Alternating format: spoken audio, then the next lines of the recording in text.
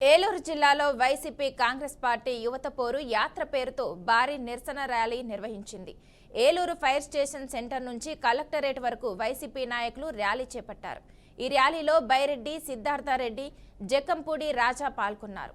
ప్రజా ఫిర్యాదుల పరిష్కార వేదిక నిర్వహించిన నేపథ్యంలో కలెక్టరేట్ వద్ద అధికారులు ఆంక్షలు విధించారు. కానీ వాటిని లెక్క చేయకుండా వైసీపీ శ్రేణులు కలెక్టరేట్ను ముట్టడించారు. దాంతో అక్కడ ఉద్రిక్తత చోటు చేసుకుంది. వైసీపీ కార్యకర్తలు, పోలీసుల మధ్య తోపులాట జరిగింది. భారీ గేట్లను తోసుకుంటూ వైసీపీ శ్రేణులు కలెక్టరేట్ ఆవరణలోకి ప్రవేశించారు.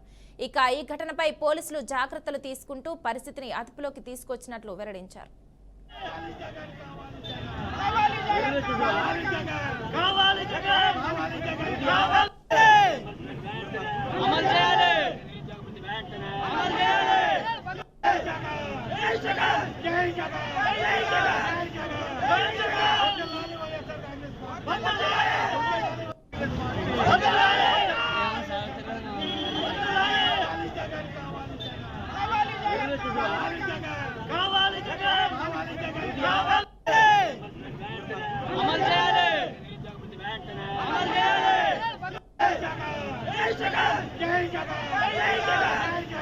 అంటే ఈ రాష్ట్రంలో చంపుతాము, నరుకుతాము అని అంటే తప్పు, నరికితే తప్పులే.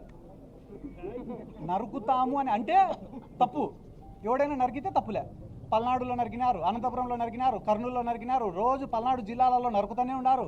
కేసులు పెట్టడంలే, నరికినోడు బయట తిరిగినాడు, చచ్చిపోయిన కుటుంబాలు శ్మశాన వాటికలంటే తిరుగుతున్నారు. దాని గురించి ఏందన్నా ఎంతవరకు న్యాయం అని నేను అడుగుతున్నా. ఆ రోజు మీరు రప్ప గురించి మాట్లాడుతున్నారు కదా, జగన్మోహన్ రెడ్డి గారు గంటన్నర మాట్లాడినాడు ప్రెస్ మీట్. ఎంతసేపు? గంటన్నర.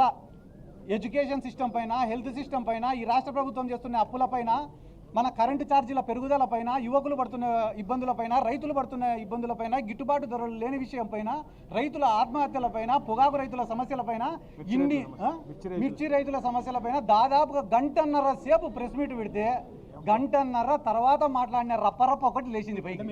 చేస్తున్నారు కదా ఆల్రెడీ, ఇంకా మళ్ళీ కొత్తగా చేసేది ఏముంది?